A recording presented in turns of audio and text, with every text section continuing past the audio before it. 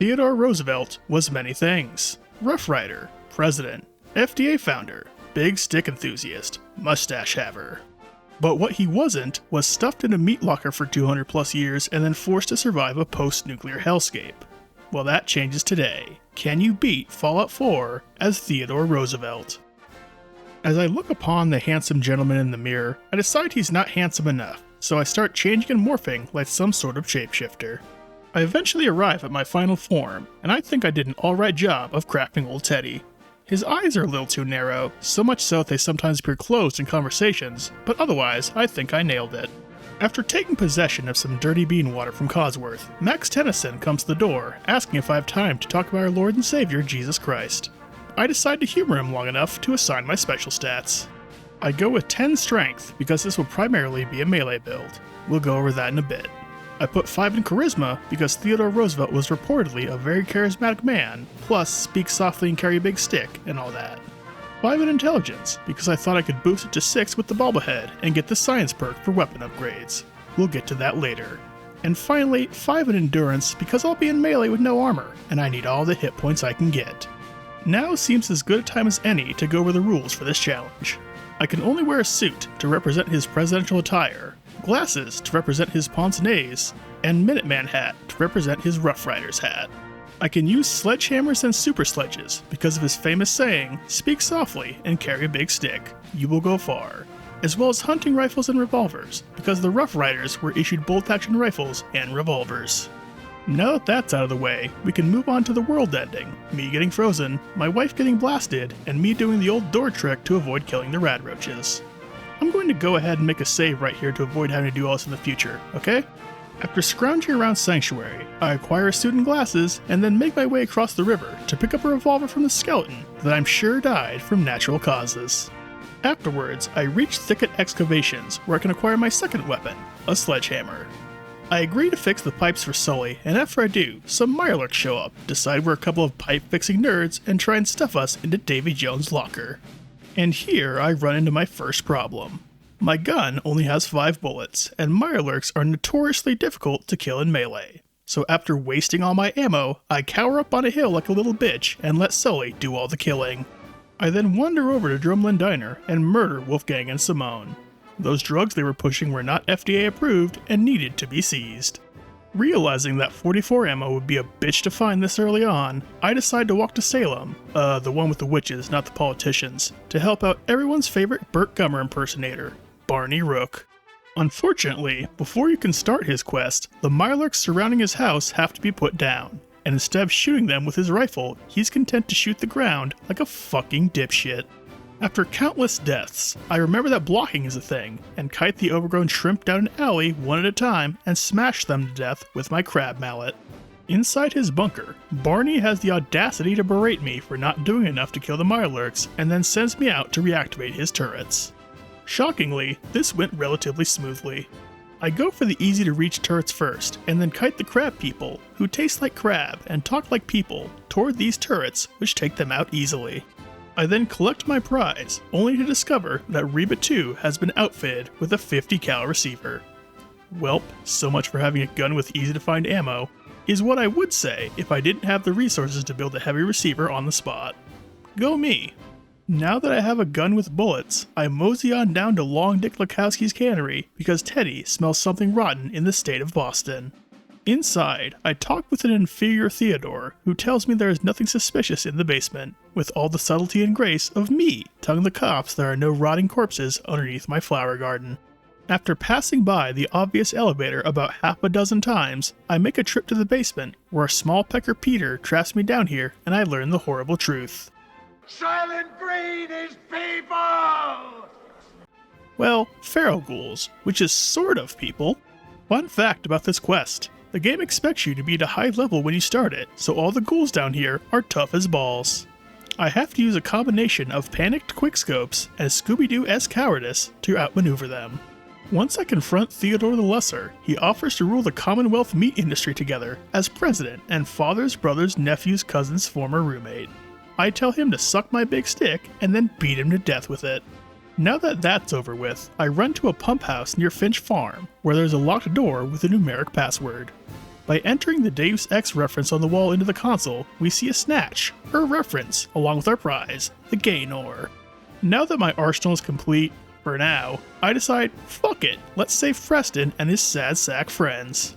I run through Concord and cave everyone's heads in like the psychopath I am, and then I take an interactive tour of the museum where I reenact what the American colonists did to their British occupiers. Once I make it to Preston and company, they tell me to use a suit of power armor to clear the streets of raiders, but my balls are bigger than my brain, so I jump from the balcony and face them head on instead. And by that, I mean I make a beeline to the maintenance hatch to wake up the Deathclaw and let it kill all the raiders for me. Once it's done with that, it tries to kill me too, but it can't reach through these windows, so I smash its face in until it dies of a heart attack. Afterwards, I start clearing out Satellite Station Olivia to retrieve the Abernathy's locket and have to play a lethal game of whack-a-mole with the local mole rats, one of which is packing landmines. Inside, I get gunned down by Ak-Ak, so I change up my strategy by hiding behind a doorframe and then pouncing on Ak-Ak like a goddamn slasher villain. I then retrieve the locket, deliver it to Blake, and head over to Super Duper Mart to see about procuring myself a Minuteman hat. I unleash the local murder bot to deal with the ghoul infestation and then start looting the corpses of some noble heroes. I eventually find the hat I was looking for, and now I look both classy and badass. I then make my way to the Corvega assembly plant to help out Tamfine's bluff, where I use the power of having a mouse and keyboard to headshot all the raiders guarding the entrance. Once I'm inside, I do the old 1-2 buckle the back of your skull in with my sledgehammer, and before you know it, the place is clear of chucklefucks and I'm promoted to the General of the Minutemen. Alright, that's my military career all sorted, and now that Preston is available as a follower, I can use an exploit to grind up his affinity and gain his amazing perk. Is what I would say, but for some godforsaken reason, Preston never reacted to me modifying my gun.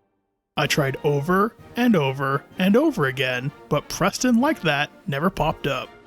I even used the console to check his affinity, and nope, still at 0. With my spirit thoroughly crushed, I start making my way to Diamond City. On the way there, I encounter a settler running from some raiders, so I kill them to save his life, and he thanks me by trying to end mine, so I have to put him down. It's just as well, you probably voted for Alton B. Parker anyhow. I waste a bunch of ammo fighting these super mutants outside Diamond City, smash my way through Piper's dialogue, somehow get roped into her and the mayor's conversation halfway across the city, and agree to find Nick Valentine. But that can wait, because now that I've made it to Diamond City, I decide it's time to go bobblehead hunting to shore up my stats. I arrive in Good Neighbor to get the public knowledge quest, watch Hancock gut Finn like that guy I murdered over a month ago, and run down to the library, where having fun will be hard because I lack a library card. Inside, I grab the intelligence bobblehead, let the tin soldiers die in my place facing the super mutants, and return several overdue library books, at least one of which is probably something old TR wrote himself. Once I'm done with that, I walk over to Mass Fusion to procure the strength bobblehead. Say, remember during character creation where I didn't put any points into perception and thus can't take refractor? I was reminded of this fact in here. Over and over and over again. I eventually managed to grab the bobblehead and make it out with my asshole still intact. I then start swimming across the harbor to reach Spectacle Island, where I grab the luck bobblehead as well as activate a Mirelurk torture device. I then make my way to the wreck of the FMS North Star, where some ghouls start yelling at me. But I don't speak communist, I speak American, so I blow their brains out with good old-fashioned American firepower and grab the agility bobblehead. I also find a sniper rifle with a recon scope, so I slap that sucker on Reba 2, and now no head in the Commonwealth is safe. I have one more bobblehead to get for now, so I head over to Poseidon Energy to commit several homicides, as well as procure the Endurance bobblehead. There are several Mirelurks on the ground floor, and I'm ill-equipped to deal with them, so let's have a pop quiz to see if anyone can guess how I navigated this situation. Do I A. Run away like a little bitch? If you picked A, congratulations, you win! Your prize is a crown made from rusty barbed wire and dehydrated donkey shit. The raiders on the upper floors never stood a chance against the Commonwealth headshot champion of 2287, and after emptying the skulls of every jackass in the building, I grabbed the bobblehead and can now return to Diamond City to see a man about some drugs. I enter the Colonial Tap House, watch a man get cucked, and then offer to help said cuck deal with the bartender. Back at the bar, I deny any involvement with Paul, help Cook put him down, and then get offered the chance to steal some drugs. We meet up near the bridge outside Diamond City, and I start making more work for future me editing this, because I'll need to censor most of these headshots. It's fine though, that guy's a prick. I then agree to spare Trish for information, take her head off anyway, and then double-cross Cook because he would have sold these drugs on the open market and that shit is not FDA approved. Now that I've taken the drugs out of the hands of the criminals, I think it's high time I acquired the last bobblehead. To that end, I meet with Edward and Goodneighbor and agree to meet him at Cabot House. Once there, I'm given the task to retrieve a mysterious package, so I head over to the local loony bin to no doubt commit more brutal acts of violence that make God cry. Once there, I track down some nearby raiders, commit aforementioned acts of violence, and then retrieve a vial. My illicit drug senses are tingling, so I withhold the serum from Edward for future testing and now have to bring home Jack's runaway sister. I get her location from Wonder Woman and speak softly to Brother Thomas while carrying a big stick, securing her release. I then return to Cabot House and now have to deal with Jack's superpowered father, whom Jack has been harvesting blood from to extend his and his family's lifespans far beyond normal human means. Got all that? Me neither. All I understood was Jack imprisoning his father, so after I grab the charisma bobblehead, I spring him from his cube of sadness, return to Cabot House, convince Edward to turn on the family, and then beat the defenseless family to death with my sledgehammer. Because that's what heroes do. The Father Cabot thanks me by giving me a lifetime supply of premium bone no hurt juice. Which I won't be using, of course. It's not FDA approved. I'm definitely not going to use it to get through the glowing sea. Why would you accuse me of that? Oh, and I reached level 16, so I can finally upgrade my big stick to a very big stick. Alright, I've dicked around long enough. I promised to spring Nick Valentine days ago, and I'm going to fulfill that promise. The triggermen in Park Street Station aren't that tough under normal circumstances, but when you're level 16, have 11 strength, 3 ranks of big leagues, a rank of rooted, and a very large hammer, they're like a premature infant trying to withstand a hurricane. I give Dino some speed holes, free Dick Tracy, convince Darla to break up with Skinny Malone, and agree to meet Nick in Diamond City. I then do the interview with Nick, we break into Baldy McDickhead's house, and then I recruit Dogmeat to track him down. And by that, I mean I teleport straight to Fort Hagen and tell Dogmeat to go annoy Preston. Remember back at Mass Fusion where I was complaining about having no energy resistance? Well, guess what? I didn't fix that, so this little adventure is about as painful as a ghost pepper enema. On the plus side, after I test some drugs for the FDA, I one-shot Kellogg like a boss and disrobe his cadaver before he even hits the floor. I then emerge onto the roof and witness the Brotherhood of Steel fly in on one of those Jefferson airplanes I've heard so much about. Now that that's over with, it's time to endure everyone's favorite glorified slideshow, Dangerous Minds!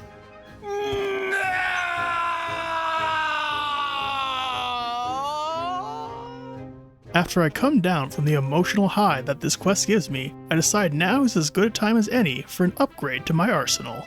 I head over to the Nakano residence, offer my assistance in locating their daughter, struggle with the world's easiest puzzle, steal their boat, and make my way to Far Harbor.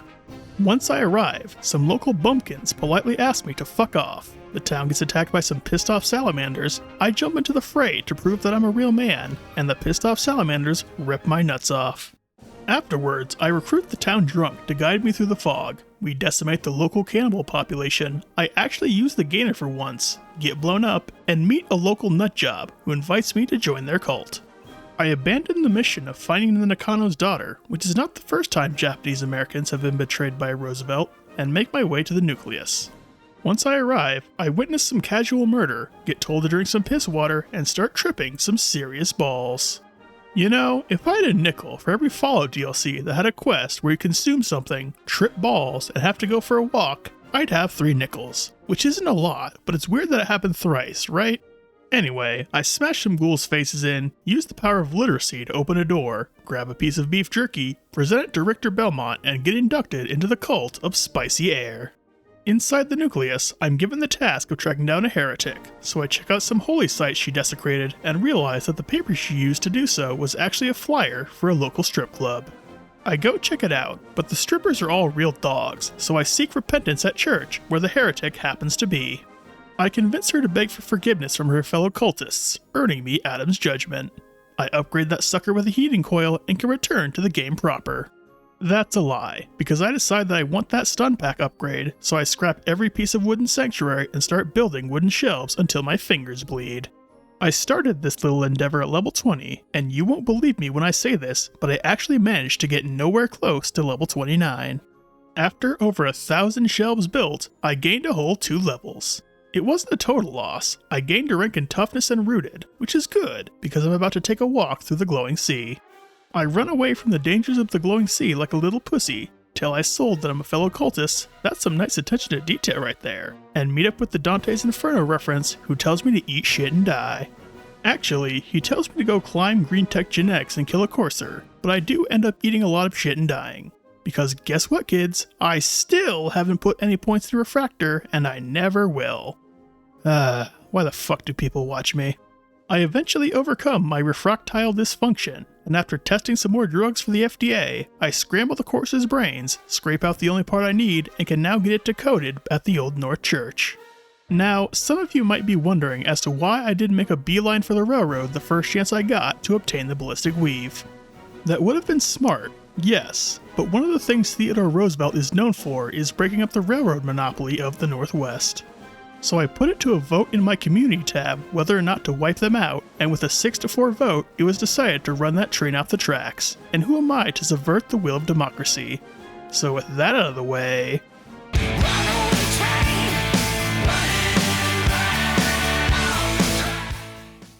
I love democracy. With my good deed for the day over and done with, I return to Virgil, get the interceptor plans, and have Sturgis beam me into the Institute. We made it. We finally made it. We found the FDA. I talk with Sean and agree to lead this agency to glory. After I meet with the division heads, I'm given the quest to deliver some genetically modified seeds to Roger Warwick. So I barge into the man's home late at night, and instead of getting a face full of buckshot, he thanks me and then tells me to track down a fellow farmhand. Cedric in Goodneighbor informs me of a plan to cap Roger for being a government agent, so I race back to the homestead and use the power of gaslighting to convince Bill to stand down, finishing the quest. While I was on the surface, I follow up on a lead about an alcohol dispensing robot that needs seizing. I enter the Shamrock Tap House and shoot the first thing I see without asking questions, and then make my way to the basement where I find Drinkin' Buddy and send him to Dog Penis Truck Stop for further testing. Now that I'm done securing the nation's food supply, I head over to Libertalia to deal with a runaway clinical tester. Theodore was the Assistant Secretary of the Navy, and we all know how the Navy deals with pirates. Overwhelming firepower. Several rounds of 308 later, I make it to Gabriel, use the activation code, upgrade Reba 2 with a suppressor, and finally re-equip her with the 50 cal receiver. I then return to Father and start the battle for Bunker Hill. The Brotherhood may have power armor, but I have a 50 cal sniper rifle and the world's biggest stick. I can handle anything they can throw at me. And as for the railroad?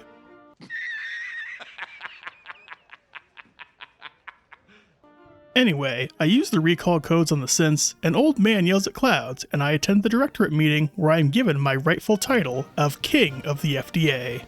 My first task as King is to get the nuclear reactor running, so I teleport to mass fusion and exterminate all life on the roof.